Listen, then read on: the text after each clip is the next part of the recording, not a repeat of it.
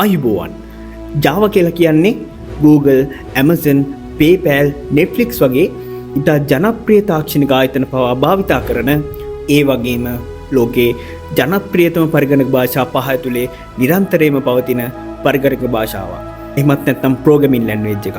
ඉතින් මේ තරම් ජනප්‍රිය තත්ත්වයේ තියෙන මේ Java language එක හැදුණු විදිහ අද අපි මේ වීඩියෝ එකකින් කතා කරමු. මේ නොදන්නා දේ සොයන ඔබේ දැනුම් ගබඩාව. මේ කතාවේ ප්‍රධානම කෙනා තමයි ජේම්ස් ගොස්ලින් කියන්නේ. මොහු කැනේඩියානු පරිගණක විද්‍යාඥයෙක් වන අතර 1984 වර්ෂයේදී ඇමරිකාවේ තාක්ෂණික ආයතනයක් වන Sun Microsystem කියන සමාගමට ඔහු මුලින්ම පරිගණක ඉංජිනේරුවරයෙකු විදිහට ඇතුළත් වෙනවා.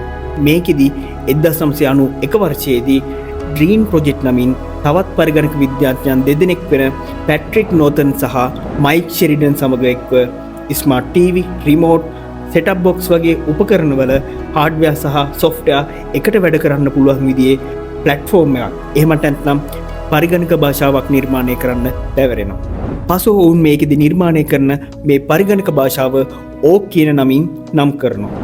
ඉතින් මේ ඕක් කියන නම දාන්න ප්‍රධාන හේතුවක් වෙලා තියෙන්නේ ජේම්ස් ගොස්ලින්ගේ කාර්යාලයට පිටුපසින් මේ ඕක් ශාකයක් තිබ්බ නිසා කියලා තමයි සඳහන් වෙන්නේ. වසර කිහිපයක් යද්දී මේ ජනප්‍රියත්වයට පත්වීමත් සමග ඕක් කියන නම සන්නාමයක් ලෙස ලියාපදිංචි කිරීමට ඉදිරිපත් කරනවා. ඒ අවස්ථාව වෙනකොටත් එය සන්නාමයක් ලෙස ලියාපදිංචි කරලා තියෙන නිසා ඔවුන්ට සිද්ධ වෙනවා ඒ නම වෙනස් කරන්න. ඉතින් මේ සඳහා අලුතෙන් නමක් යෝජනා කරන්න මේ ප්‍රොජෙක්ට් එකට සම්බන්ධ වෙලා ඉන්න සේවකයින්ට ආරාධනා කරනවා.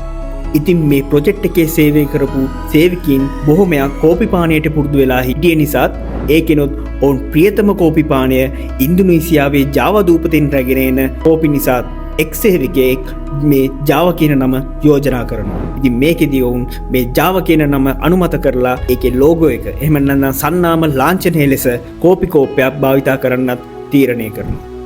ඉන්පසු 1995 වසරේ මැයි මාසේ 25 වෙනිදා Write Once Run Anywhere කියන ස්ලෝගන් එක යටතේ මුළු ලෝකයටම මේ Java කියන ලැන්ග්වේජ් එක ඉදිරිපත් කරනවා. පසුව එය 2010 වසරේ Oracle Corporation කියන සමාගම මිලදීගෙන 2014 වසරේ Java 8 නමින් ඉතා දියුණු පරිගණක භාෂාවක් නිර්මාණය කරන අතර වර්තමානයේ වන විට සෑම මාස 6කට වරක්ම යාවත් කාලීන කරමින් ඉතා දැවැන්ත මෙහෙයක් තාක්ෂණික ලෝකයේ වෙනුවෙන් කරමින් පවතිනවා. ඉතින් ඔබේ අදහසුත් පහතින් කමෙන්ට් කරන්න ආරාධනා කරන ගමන් තවත් මෙවැනි වීඩියෝ එකකින් හමු වෙමින් බලාපොරොත්තු වෙන්න අදට අපි සමු ගන්නවා. ඔබට සුබ දවසක්.